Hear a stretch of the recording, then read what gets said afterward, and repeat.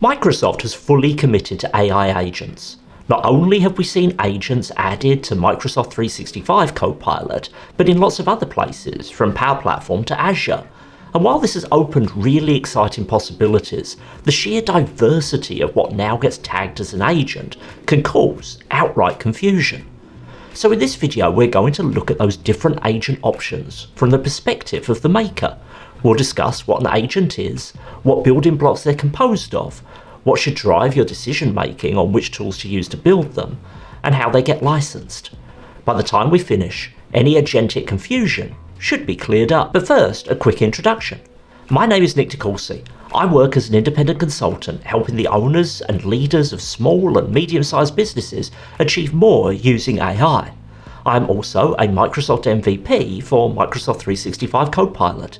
If you need help and want to learn more about me and my advisory services, check out the links down below. The first question to answer is, what is an agent? And this in itself is not straightforward, as while it's a term that has come into common use across the AI industry, it's not something the various vendors seem to agree upon. Microsoft looks at agents along a spectrum of capabilities from simple to advanced, both in terms of complexity in building them and the sophistication of the tasks they can take on. On the simple side is a retrieval agent, one with a certain knowledge context, perhaps a file or a SharePoint site that can answer questions or summarize content. Then come task-focused agents that take actions for a user when directed to, allowing you to automate a repetitive task or part of a process, generally using both knowledge and skills, such as the ability to send an email. Then, most advanced are autonomous agents. They operate on their own to plan out the resolution to problems, taking actions based on external triggers or information, and deciding when to escalate their activities back to a human to help. Microsoft gives a bunch of specific examples that serve to illustrate the types of workloads you'd point these different types of agents at. Links to help you find all the resources I'm showing on screen, most of which come from Microsoft, will be down in the description. At their core, any agent combines AI capabilities with a specific workflow focus, whether it's a particular task or expertise or a part of a process, to do something that would otherwise be done by a user in a knowledge worker type of role, such as answer an HR question or process an expenses claim or set up the onboarding schedule for a new hire. Agents are simply tools that help us achieve more by allowing us to focus on the things where human expertise is key. But even with that understanding, knowing you want an agent and having a task in mind for it to work on, you can open up a dizzying set of options as there are multiple places to build them, to use them, and depending on the choices you make, wildly different levels of customization options. Choosing the right type of agent to build and the right place to do it is essential for your success. To understand the foundations agents are built on, we should consider two categories of agent within Microsoft's technology stack. Declarative agents build on top of Microsoft 365 Copilot, using that product's AI scaffolding to do their work. Custom agents or custom engine agents are everything else, from those built with fairly simple visual tools like Copilot Studio to custom-coded applications that don't rely on anything in the Microsoft 365 ecosystem to work. According to this decision tree that was recently uploaded to Microsoft Learn, working out what type of agent to build comes down to 3 questions. However, many users, even those with existing knowledge of building out similar capabilities in tools like Power Apps, would be immediately confounded by what is being asked here. A certain amount of basic knowledge of how Microsoft views agents is needed to start, and helpfully, they have broken this down into simple building blocks. Every agent will be built on an AI model or foundation model. In the case of declarative agents, it's whichever model Microsoft 365 Copilot leverages. We think currently GPT-4o, but for custom agents, it can, in some cases at least, be any model you choose. The orchestrator is what drives the various capabilities the agent has, whether that's access to certain knowledge or the ability to carry out certain skills, like updating a record on a database, and it's also the component where autonomy happens, that ability to take an input and decide what to do with it, turning a rigid automation into a flexible and adaptable solution-focused machine. And then we have a user experience layer, how the agent behaves and how users interface and interact with it. All of these building blocks come together to deliver the end-to-end capabilities of a specific agent. But depending on which set of building tools you choose and what type of agent you choose to build, you don't necessarily have the ability to customize all these components in each agent. In fact, you can build really powerful agents just by customizing one or two of those building blocks, but it comes down to what your agent is trying to achieve and what skills you have as an agent maker. So let's look at these options from the perspective of the different building experiences that are offered by Microsoft, and consider what aspects of your agent's anatomy you can enable or customize in each place, what differentiates these agents, and what makes them all fairly similar. If you're finding this video useful, it would be great if you'd hit the like button and leave a comment to help it get in front of more interested people. Also, if you'd like to see more like this, please do subscribe to the channel. Agents in SharePoint are arguably the most basic option when it comes to building declarative agents. But if your use case lends itself to the specific capabilities on offer here, they can be more than powerful enough to deliver very significant benefits with minimal complexity. When you create an agent in SharePoint, you have the most limited set of customization options you do anywhere across the suite of agent builder experiences available. Thinking back to our agent anatomy diagram, we really have control over only two levers here. We can modify the knowledge by adding or removing SharePoint content from the scope of the agent, and we can modify the user experience by updating the instructions to impact how the agent will behave, what it can do, and how it will respond. In addition to this, we can set some basic starter prompts. Within the scope of a SharePoint agent, there are no skills or really any autonomy, at least none that we can directly control, and the orchestrator and foundation model used is that of Microsoft 365 Copilot. This is a basic retrieval agent where you can, for example, select all the files related to a project as grounding data and get AI support in working through them and interpreting them. But you can also jump to fairly complex use cases, such as the compliance assistant agents I looked at in a previous video that's able to compare selected project files to company policies and outline non-compliant items. The difference in this range of capabilities comes down solely to the instructions you give your agent, and ultimately whether an agent is simple or complex, how useful it is comes down to how well its capabilities align with the task you need help on. There are some unique properties of SharePoint agents. First, this is the only place where with Copilot you work in the context of an agent by default. For enabled users, if you click on the Copilot icon as SharePoint, the panel you open is an agent scoped to the site you're in. This makes SharePoint agents really useful for quick and easy scope retrieval tasks, as usually specific SharePoint sites have clearly defined purposes and content. You can use SharePoint agents directly in SharePoint and also in Teams chats too. SharePoint agents operate entirely in the bounds of SharePoint permissions. If you can read the location of the .agent file a SharePoint agent is defined in, you can, if properly licensed, use the agent, and if you have write access to the location, again as well as the right license, you can edit it. We'll get onto licensing towards the end of the video. In Copilot Chat, we have a different selection of agents. These declarative agents include the availability of first-party agents created by Microsoft, like the Prompt Coach, and previous Teams apps now turned into agents from other third parties. You could also publish your own agents to this list for your organization, as well as, recently, the addition of custom agents built with Copilot Studio. Copilot Chat has its own agent builder experience that is dedicated to creating simple declarative agents used purely in the scope of that chat. On the face of it, this agent builder gives you a very similar set of options as in SharePoint. What this agent builder lights up that the SharePoint agent builder doesn't are additional knowledge options. You can now include web content and specific skills, namely image creation and code interpreter. I'm not going to dig into what code interpreter is here, but I'll leave a link to a video where I specifically covered that down in the description. So these chat-based agents do offer some finer-grained customization options than the SharePoint agents we used previously, but are largely similar. What is different though, that isn't represented by just an overview of these building blocks, is that which type you choose to build, currently at least, locks in where you will be able to use them. Recently, access to agents in the Copilot Chat experience has been expanded from just paid Microsoft 365 Copilot licensed users to the majority of Microsoft 365 users.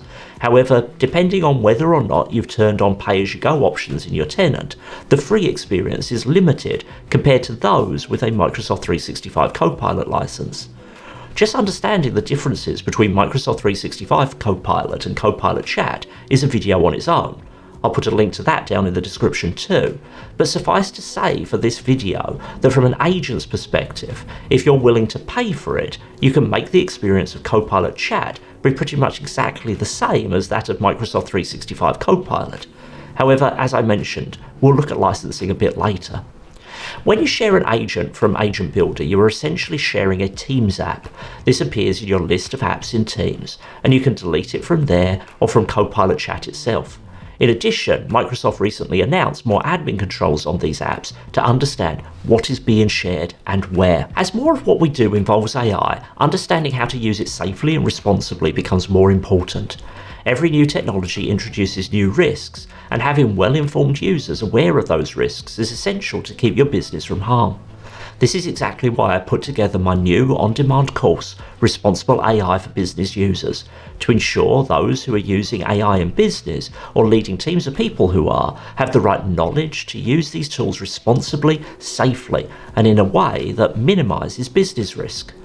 Get started today using the link below. This easily accessible video-based course will give you an overview of everything you need to know to ensure you don't become the latest cautionary tale of what not to do with AI. As we jump from the Chat Agent Builder to Copilot Studio, we get a whole bunch of new capabilities, but also a lot more complexity.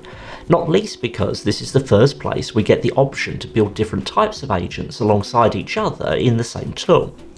From one perspective, Copilot Studio is the place where you can build the most customizable form of declarative agents, gaining a whole bunch of clever options that SharePoint agents or those built in Chat could only dream of. But from another, this is the place where you can build the most basic versions of custom agents. Choosing the options in Copilot Studio for extending Microsoft 365 Copilot, we get the most complete form of declarative agent available. Here you can customize the user experience, knowledge, and, new here, skills.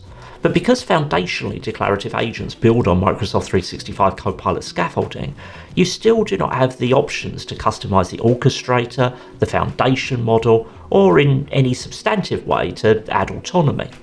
In terms of knowledge, we have more options here, including Graph Connector data. The skills available take the form of either Power Platform connectors and their actions. For example, you can use the SharePoint connector actions you'll be familiar with from Power Automate here, or you can build an API plugin using an external API to connect to any external system. This, for example, would give you the capability, like you see here, of having a declarative agent that can pull data from an external order tracking system, or even write to that system. These declarative agents continue to be accessible in Copilot Chat, either through Microsoft 365 Copilot licenses, or for free use, or for pay-as-you-go, depending on the capabilities you select. However, within Copilot Studio, you also have the ability to build custom agents, and this is where things can get a bit more confusing, but also a lot more customizable. Custom agents in Copilot Studio light up two more features. You get some customization options on orchestration. Foundationally, Microsoft is still managing the orchestration within their platform, but you do now get some dials to tinker with how it works. And we also add substantive options for autonomy, building agents that respond to and manage against external stimuli rather than just reacting to user directions. When building your agent, we gain additional options like different types of knowledge. Now you can add public websites, individual file uploads, and even custom retrieval augmented generation grounding using Azure AI Search. And you get the richest Microsoft ecosystem integration options. We can add skills that are entire Power Automate flows, AI Builder prompts, and others. And in terms of autonomy, we can trigger our agents with Power Automate flows. So really anything that can trigger an automation can also trigger an autonomous agent. And thinking about orchestration, we have different options here too. Really, there are two different orchestration models. Classic orchestration takes us back to what this product was before as Power Virtual Agents, We can create conversational topics, and with a classic orchestration model, the agent will match the user intent against those topics. This can include generative responses and actions. With generative orchestration turned on, the agent becomes more independent, choosing from the attributes available to it to satisfy the needs of the user without needing predefined channels of activity.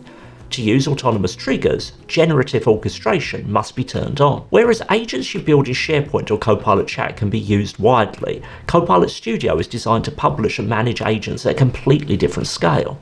You might have one you build just for you, but more likely you'll be thinking about agents that are used broadly across an organization, or even outside of an organization. Here you can see the variety of channels we can publish Copilot Studio custom agents to, and the most recent addition here is we can now publish these agents to Microsoft 365 Copilot so they appear in Copilot Chat alongside your declarative agents. Like so many services in Power Platform, Microsoft has tools that broadly align with the capabilities of Copilot Studio in Azure, where you can build agents in an even more custom way, but still enjoying services that operate more as a pre-built platform than something you have to construct from scratch yourself. Here, we start to see the possibility of getting control over every aspect of an agent's building blocks, but with some limitations based on the capabilities of the Azure platforms we're using. The Azure AI Agent service is part of the Azure AI Foundry. You can select from a range of models in the model catalog, including OpenAI models, but also from Meta and Mistral. No DeepSeek here yet. And once you've created an agent, there's a wide ecosystem both of knowledge sources and of action sources that allow you to fully customize not only how your agent behaves, but what it can see and what it can do. There are lots of other options here in terms of how you can integrate agents into other services, other apps, and even uses that have no connection at all to Microsoft 365.